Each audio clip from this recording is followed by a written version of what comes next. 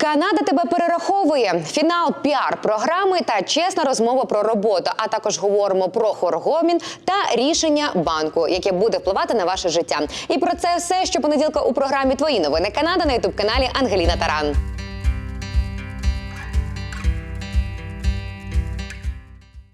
Шановне панство, дорога родина, вітаю вас із понеділка. Мене звати Ангеліна Таран. І нарешті вириваємося з вами цими вихідними у лонг-вікенд. Тому що 18 травня відзначають Вікторія Дей. Федеральне свято, яке існує у Канаді із 1845 року, офіційно святкуємо день народження королеви Вікторії, цієї самої, яка правила, коли Канада стала країною у 1867 році. І вона ніколи не приїжджала до Канади особисто, але все ж таки її свято, на її честь воно існує. Для більшості канадців це неофіційний старт літнього сезону, фейерверки, паради, барбекю, перший виїзд на дачу, а у Вікторії, BC, відбувається парад із 1898 року. В Оттаві буде фестиваль тюльпанів із понад 300 тисячами квіток. А я їду відпочивати у Вікторію. І, до речі, якщо ви плануєте свої подорожі по Канаді і хочете, щоб за вас все продумали, раджу звернутися до цієї організації.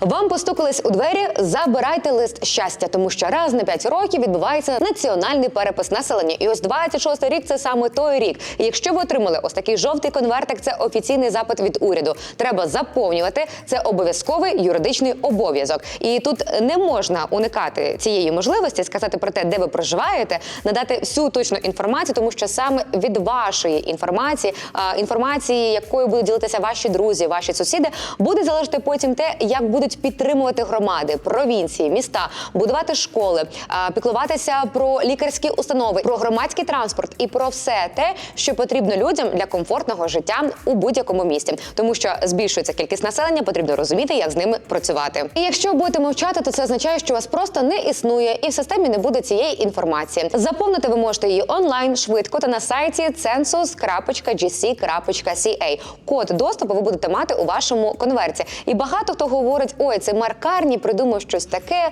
і ми маємо давати йому свою інформацію. Але, друзі, ну, по-перше, Марк Карні, він прем'єр-міністр Канади, нагадаю, на секундочку. А по-друге, це дійсно, от якщо ми зараз з вами не будемо ділитися цією інформацією, то потім ми маємо взагалі не скаржитися на те, а чому, враховуючи таку величезну кількість населення у місті Калгарі, досі немає додаткових сімейних лікарів, до яких ми можемо звернутися. І один із найважливіших моментів в історії Канади, саме завдяки цьому перепису, уряд зрозумів, наскільки швидко ростуть такі великі міста, як Торонто, Калгарі, Ванкувер. І після цього вони почали масштабніше будувати дороги, школи і лікарні. Для українців у Канаді перепис теж дуже важливий. Саме через нього видно буде, скільки українців живе в різних провінціях, де потрібні українські школи, культурні програми чи взагалі підтримка новоприбулих. І на моєму ютуб-каналі ми говорили про одну українську школу, яка вже цього вересня відкриває свої двері для школярів. Ну і, звісно, про інші важливі події будемо розповідати на моєму ютуб-каналі, тож не забувайте підписатися і подарувати ваше серденько. Тіар ту піар. Та хто ж вже ж отримує той піар? Хто дивився наші попередні випуски, пам'ятає програму «Тіар ту піар», ту саму на 33 тисячі місць. І ось портал офіційно відкрився,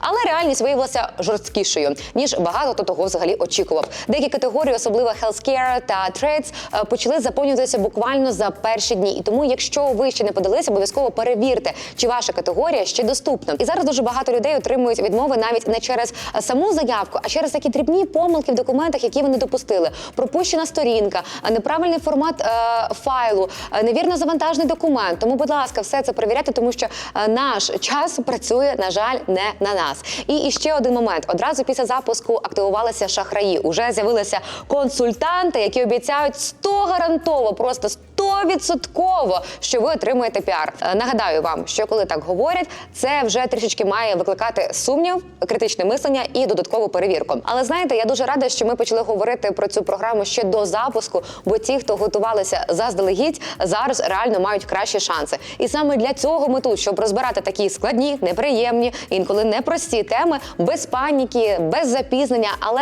все ж таки, знаєте, так, щоб допомагало жити нам, це іммігрантське життя у Канаді. А якщо ще якісь є теми, які ви хотіли розглянути, звернутися до спеціалістів, будь ласка, напишіть нам у коментарях, бажано від 7 слів, щоб ми знали, що у вас турбує, і під це будемо шукати перевірених експертів, які зможуть дати відповіді на ваші запитання. Хто стоїть за відокремленням Альберти? Є таке українське прислів'я: «Скажи мені, хто твій друг, і я скажу, хто ти». Так от, хто підтримує ідею виходу Альберти з Канади, оце зараз найцікавіше. Цього тижня дослідники з Disinfowatch, а також Canadian Digital Media і Research Network та Casey Labs Таймсу опублікували звіт. І він дуже цікавий, тому що з грудня 25-го року по квітень 26-го року тема сепаратизму Альберти різко зросла серед відомих російських дезінформаційних мереж. Фальшивий контент публікується на мережі сайтів Правда News Network. Це прокремлівський ресурс. Одним із сайтів також є albertaseparation.com. Дослідники прив'язали його до російської мережі впливу Storm 1516, відомий створенням фіктивних сайтів у різних країнах.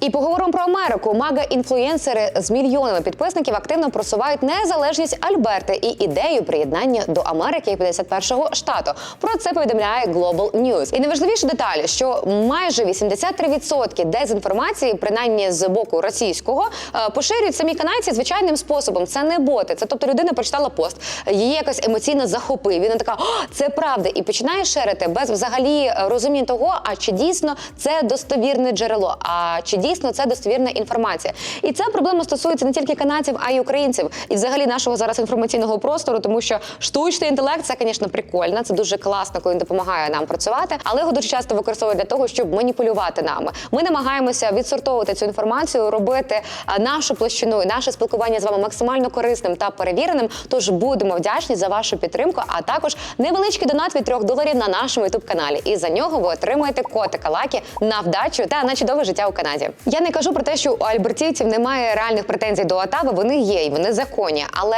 коли Росія і Трамп однаково зацікавлені в тому, щоб Канада розвалилася, варто запитати себе, а чиї інтереси я зараз просуваю, коли поширюю цей пост? Для країн, які хочуть дестабілізувати Канаду, особливо зараз, коли вона веде торговельні перемовини, дискусія про сепаратизм є таким, знаєте, родючим ґрунтом. І про це повідомляє The Globe and Mail. І референдум може відбутися вже у жовтні цього року. І до того часу дезінформація тільки наростатиме. Тому читайте, будь ласка, перші джерела, перевіряйте інформацію і запам'ятайте, не все, що злітає в рекомендації, є правдою. Безробіття у Канаді. Квітень 25-го року на позначці 6,9 і квітень 26-го року на тій самій позначці. Нічого не змінилося. Але якщо ви думаєте, що для нас, іммігрантів, ця цифра означає те саме, то зовсім ні. Рівень зайнятості серед іммігрантів останні 5 років вищий, ніж серед корінного населення. Ми працюємо з вами більше, але заробляємо менше і починаємо з нижчої ставки. Про це повідомляє Statistics Canada. І ось питання, яке мене давно цікавить. Чому канадські роботодавці не довіряють нашому досвіду? Вони бояться, чи не сприймають його, чи не відносять до нього серйозно. Чому? Як думаєте ви? Напишіть у коментарях. І є офіційний термін Canadian Experience. Щоб його отримати, треба, що тебе просто взяли на роботу. Але щоб взяли, треба мати цей досвід. І це постійно замкнуте коло, яке ще ніхто не розірвав. Незмінною пігулкою щастя залишається ось цей список контактів, нетворкінг, і 70% вакансій закриваються до публікації. Волонтерство у вашій галузі також може допомогти. Ну і канадські Bridging Programs, а також галузеві сертифікати будуть вам допомагати. І я вирішила взагалі подивитися трец, що там обговорюють українці, де вони працюють, чим вони займаються. І ось давайте зараз подивимося. Хтось став дизайнером меблів інтер'єру, хтось відкрив свій онлайн-магазин чаю, хтось займається СММ, хтось є жіночим наставником, хтось працює у сфері краси. І мені дійсно цікаво, чим займаєтеся ви. Будь ласка, напишіть у коментарях, чи ви працюєте на когось, чи ви відкрили свою власну справу, тому що я зараз спостерігаю, наші українці змінюють цю систему і вирішують відкривати свої справи. І я, в принципі, роблю так само, тому що на сьогоднішній день я маю Taran Agency, яка займається відеопродакшном, продюсуванням YouTube-каналу, створенням професійної реклами. І також це Occasions, організація подій і будь-який формат вашого заходу, що буде залишати приємні спогади. Поділіться, чим займаєтеся ви. А Національний банк Канади не спить, і саме час дізнатися, які зміни на нас чекають із вами у цьому весняному літньому сезоні. Запрошую до постійної рубрики з Іриною Саксон «Іпотека – це просто».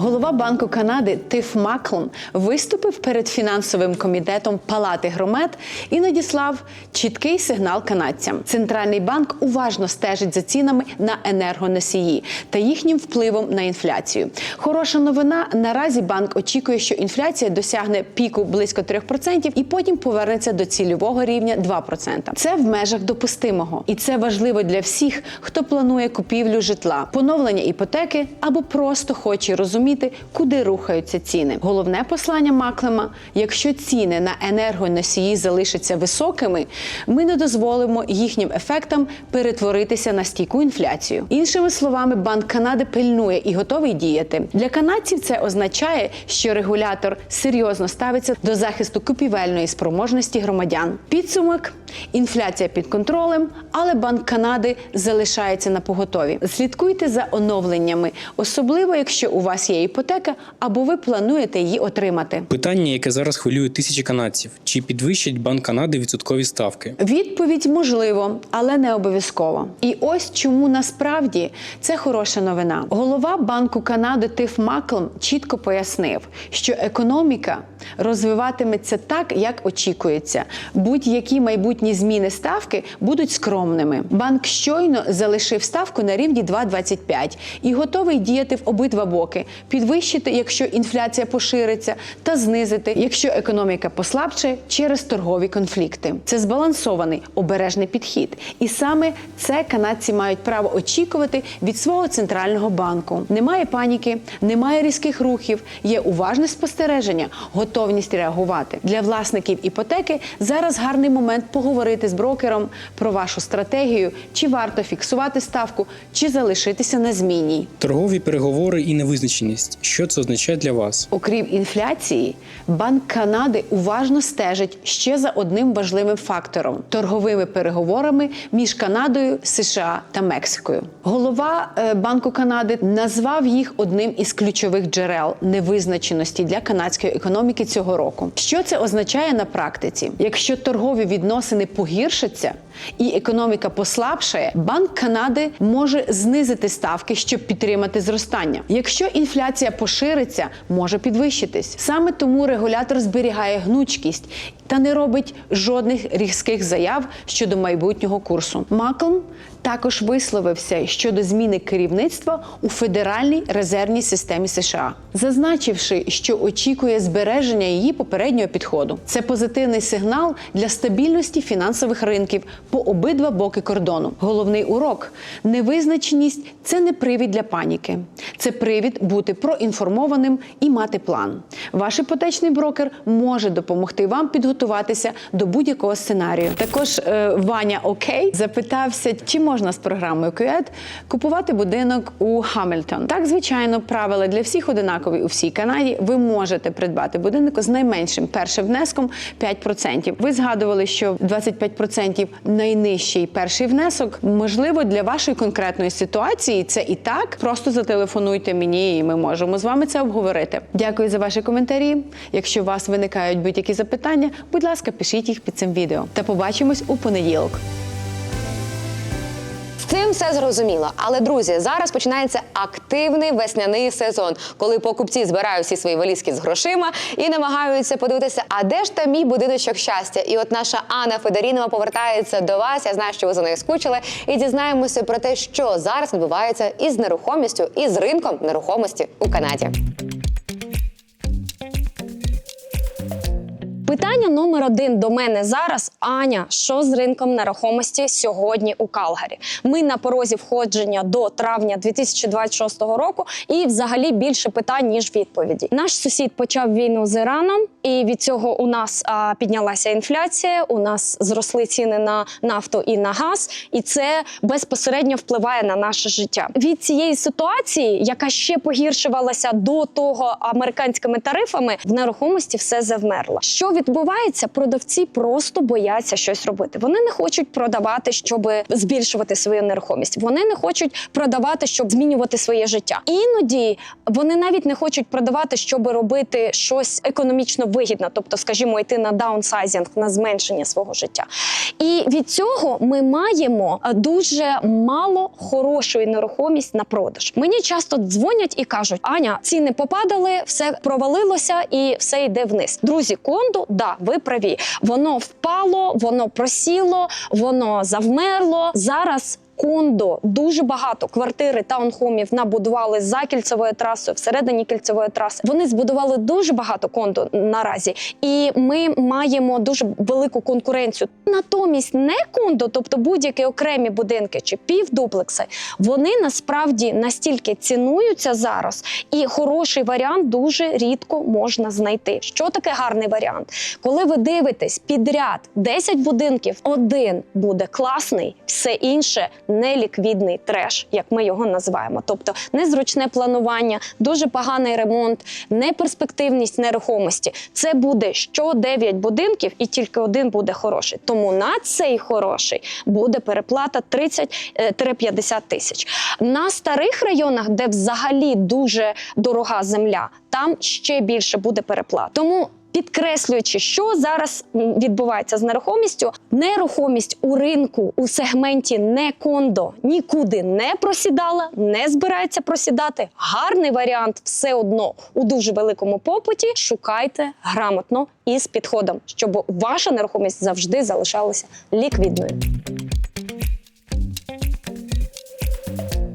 Канадські гуси, друзі, от зараз просто будьте максимально обережніші, тому що якщо ви ходите десь в парку, бачите їх, будь ласка, уступайте їм дорогу, бо у них набагато більше прав, ніж у вас. Я просто нагадую. І, до речі, зараз такий період, коли вони створюють свої гніздечка, у них вилуплюються маленькі дитинчата, вони стають більш агресивними, і Canada Goose захищений федеральним законом. Тож, подякували, не переходимо їм дорогу, не чіпаємо гнізда і взагалі не годуємо їх. Невеличке нагадування, щоб ви були обережніші і не вскочили у халепу. Пара-па-па-пам! Як я вже раніше говорила, Taran Agency тут для того, щоб зробити ваше життя професійно відомим, а також емоційно насиченим. Тож, якщо ви бізнес, який хоче розповісти про себе на більшу україномовну аудиторію, ми запрошуємо вас писати нам на пошту, і ми знайдемо вдалий формат, щоб за вас заговорив увесь світ. А також на вас чекають цікаві та корисні інтерв'ю з нашими експертами, життєвий контент. Ну і, звісно, якщо плануєте одружитися, у вас є хрестини, день народження, корпоративи, випускні, не знаю, просто хочете святкувати життя у сімейному колі, Taran Agency Occasion тут для того, щоб допомогти. Ну і, звісно, не забувайте подарувати ваше серденько. Моє давно належить вам, і наша команда робить класний, заряджаючий україномовний контент. Навіть коли дуже складно. Чесно. Травень був дуже насичений на різноманітні події, і ми просто намагалися встигнути, куди піти. А як встигнути на цю подію? А я хочу послухати ще цю пісню. І якщо ви пропустили концерт співачки Коли, я запрошую вас на мій ютуб-канал. У нас з неї таке життєве, чуттєве, просте і, я переконана, надихаюче інтерв'ю, тож обов'язково його подивіться. Ну і, до речі, ось буквально цього тижня ми завітали на виставу, я б навіть сказала. Це була вистава від хору Гоміно. Це було так щиро, це було так унікально, це було так насичено, це було так душевно. І знаєте, коли я почула пісню «Києве мій», я розплакалася, тому що це про дім, і кожен цей момент згадував своє місто. Вони вже зробили 281 концерт із серпня місяця. Це просто вау! Але у людей є надмісія зробити так, щоб про українську пісню знали в усьому світі, і щоб українське було сучасним і ось таким от дійсно унікальним. Ну, до речі, невеличке інтерв'ю з учасниками цього хору у мене є в інстаграмі. Переходьте, подивіться, це було дуже прикольно. Ми ставили нестандартні запитання. Напевно. Я взагалі не сильно люблю співати, насправді. Ну і звісно, всім відкрилося друге дихання із цією неймовірною кінострічкою, яка відбулася у Калгарі 9 травня, а також перед тим вони були в Торонто. І я дякую Олександру Педану, і я дякую Збройним силам України і цим військовим, які піднялися на ту гору, але вони не просто піднялися на гору, вони підняли нас усіх морально з тих складних моральних ситуацій, життєвих ситуацій, неприємних ситуацій.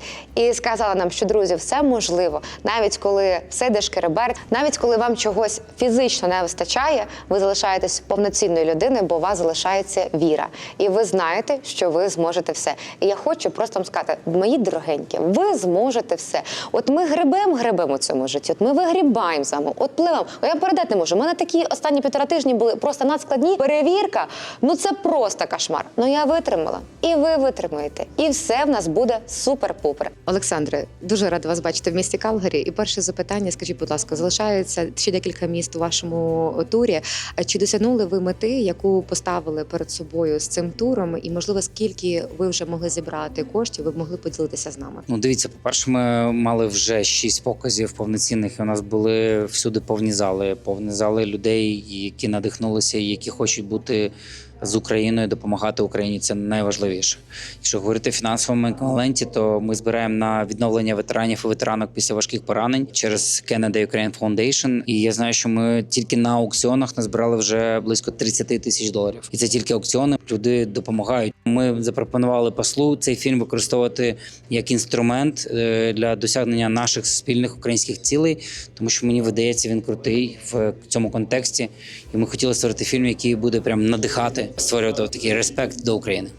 Якщо чесно, скажу вам від душі, це просто така якість. Netflix, я не знаю, HBO, ну просто це оте якісне, класне українське кіно з сильним посилом. І знаєте, з цієї звичайної історії, коли ми показуємо героїв через біль. А коли от ви брали таку сюжетну лінію, і де герой сам по собі розкривається, і його історія, і ті виклики, з якими він зіштовхується, і для вас, як для продюсера, і для людини, яка працює вже понад 20 років в медіа, на сьогоднішній день, як ви вбачаєте, ми маємо рухатися з медійної сторони зі створенням кінофільмів. От в чому ви ще вбачаєте зараз, чого глядач ще не бачив, і що для нього буде, знаєте, такою як новизною? Форматів безліч, насправді. Мені здається, що і наші стендапери роблять якісні дуже речі, кліпи, які вони роблять. Люди хочуть якоїсь легкості. Їм не можна нав'язувати, інакше вони будуть відвертатися, тому треба використовувати інші методи. Цей фільм є художньо-документальним. Так, тут багато болю, насправді, але в кінці це сльози щастя, гордості. І ми намагалися зробити такий фільм, після якого хотілося, щоб люди прям надихались. Сказали, вау, це Україна, це українці, вони можуть все. Ні, ми не можемо все, але ці герої точно. Тому треба розуміти, що ми живемо в дуже швидкісний час і розваг, і в цьому всьому інфопросторі треба не загубитися, тому треба грати все ж таки трошечки не на публіку, але там за правилами. Тому я думаю, що це, знаєте, ми називаємо це edutainment, коли ти щось якісне, корисне показуєш через розважальну форму. Мені видається, у нас тут вийшло, тому що у нас режисер номер 1 Марія Кандакова по документальним фільмам, оператор-постановник номер 1 це Сергій Михальчук, який знімав Довбуша, Дике поле, Поводиря і так далі. І наші герої, вони точно number one, тому що вони такі, які є, і їм не довелося грати якихось супергероїв, вони такими є. Моє перше запитання. Сьогодні була дуже класно показана історія вас та ваших колег зовсім під іншим кутом. Так? Коли ви перед собою знову ставите нові виклики, коли ви через біль прямуєте до мети. І в фільмі прозвучала така фраза, що ми постійно, життя – це постійні виклики, ти постійно борешся. Чи ставили ви собі запитання, можливо, колись ви захочете, щоб не було перед вами цих викликів, просто розслабитися і жити своє життя, не здійматися на гори? Чи це не ваш спосіб життя? Ну, скажімо так, моментами, в принципі, навіть цього хотілося б дійсно, щоб не було таких викликів, там, як війна і якихось випробувань, скажімо так. Хотілося б, вже спокійного життя, але в той же момент і сумуєш, коли розслабляєшся, сумуєш за оцими викликами, випробуваннями, тому що втрачаєш відчуття життя. А скажіть, будь ласка, чи можу поставити таке запитання, оскільки в фільмі і після фільму ми говорили про те, що зараз найголовніше для військовослужбовців, які отримали такі тяжкі поранення, це не показувати якийсь, на жаль, чи співчуття, і це зрозуміло. А з чим ще ви залишаєтеся, що ми ще не знаємо, і як суспільство в Канаді, будь-де світі, в Україні, до чого ми маємо бути готові, знаєте, як ми можемо допомогти, як ми можемо підтримати? На рахунок жалості, сльоз і таких моментів я втратив ногу ще в 19-му році, і це ще не було таким масовим, знайомим суспільству. І я якраз встиг половити на собі такі погляди жалю, там одразу сльози, або просто люди бачать протези і різко відвертаються. Тобто, такі реакції. Я розумію, що що суспільство не було до цього готовим. Зараз вже трошки з цим краще, але що мені хотілося б в суспільстві, це взаємоповаги в цілому між людьми. Ви вже не раз організовуєте соціально важливі проекти, концерти привозили кінострічку Океана Ельзи. Це теж про Україну, про українську музику. Сьогодні це друге дихання. Чому ви обираєте соціальні проекти, а не комерційні проекти? І в чому для вас, як для організаторів, є найбільша складність? По-перше, нам завжди було важливо робити те, що нам близько, ціннісно. Якщо говорити навіть про музику, то є проекти, які ми розуміємо, що комерційно, мабуть, це був би якийсь зиск для нас, і можна було б набагато вигідніше це організувати, проте це абсолютно не сходиться з нашими цінностями, з нашими смаками і тим, що ми хочемо привозити до Канади. Ми хочемо привозити проекти, які будуть відгукуватися нам, які будуть достойно представляти Україну, будуть нести дійсно якусь культурну цінність. Це якщо говорити про музику. Якщо говорити про кіно, я не виключаю варіант, що у нас будуть якісь там дурненькі комедії, хоча вони нам абсолютно не близькі, але можливо і так буде. Проте, зараз ми робимо перші кроки в дистриб'юції. Якщо говорити про друге дихання, то він шумів в Україні, і ми, звичайно, звернули увагу на цей фільм. Ми розуміли, що це буде складний проект, тому що там немає ніяких відомих акторів. Дуже складно розкрити історію, тому що з першого погляду люди можуть подумати, що це черговий фільм про війну, які, на мою думку, також важливо привозити, важливо їх показувати. Це все дуже необхідно, важливо, щоб ми поверталися до того, що війна триває, і ми повинні про це пам'ятати. Тут абсолютно інша історія, тут надихаюча історія, і нам просто хотілося долучитися до цієї ідеї, і хочеться просто, щоб це побачили всі які люди, які, побачивши цю стрічку, зрозуміють, що Україна досі потребує допомоги, а особливо така тема, як реабілітація військовослужбовців. Не забудьте залишити ваш коментар, поділитися цим відео і вподобати його. На цьому, як то кажуть, у нас все. Але що? Ми зустрічаємося з вами вже наступного понеділка. Я буду шукати сили, заряджатися калгарійським сонцем. Дай Боже, щоб воно світило частіше. І від того я буду світити у вашому житті. А ви там ніде не губіться по інших ютуб-каналах. Повертайтеся сюди, бо ми на вас чекаємо. До зустрічі. Па-па.